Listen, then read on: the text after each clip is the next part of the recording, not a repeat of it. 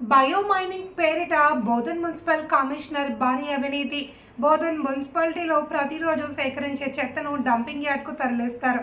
అయితే ఈ చెత్త వలన పర్యావరణానికి హాని కలగకుండా కేంద్ర మరియు రాష్ట్ర ప్రభుత్వ సహకారంతో రాష్ట్రంలోని అన్ని మున్సిపాలిటీలలో బయోమైనింగ్ పేరిట డంపింగ్ యార్డులోని చెత్తను దాదాపు 5 నుండి 6 రకాల వ్యర్థాలుగా వేరు చేసి పర్యావరణానికి కానుక కలగకుండా వ్యర్థాలను వినియోగిస్తూ ఉంటారు. సదరు కాంట్రాక్టర్ సిడిఎంఏ హైదరాబాద్ వారి నుండి వర్క్ అగ్రిమెంట్ చేసుకుని డంపింగ్ యార్డ్లో బయోమైనింగ్కి సంబంధించి మిషనరీని ఇన్స్టాల్ చేసి ప్రాసెస్ చేయడం ప్రారంభించారు. కానీ మున్సిపల్ అధికారులు అనగా సెంటరింగ్ ఇన్స్పెక్టర్, అసిస్టెంట్ ఇంజనీర్ పర్యవేక్షణ లేకుండా సదరు కాంట్రాక్టర్ తయారు చేసిన బిల్లులను అప్రూవల్ ఇచ్చి దానికి సంబంధించిన దాదాపు 70 లక్షల రూపాయల నగదును చెక్ రూపంలో కాంట్రాక్ట్ ఇవ్వడం జరిగింది.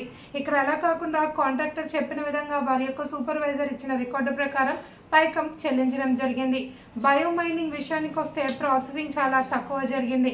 కాబట్టి ఉన్నతాధికారులు కలగజేసుకుని నిజాలు నిగ్గు తేల్చి ప్రభుత్వం చేపట్టిన ఈ కార్యక్రమంలో అవినీతి ఎలా జరిగిందో రికార్డులు పరిశీలించి ప్రజాధనాన్ని కాపాడాలి అని ప్రజలు కోరుకుంటున్నారు.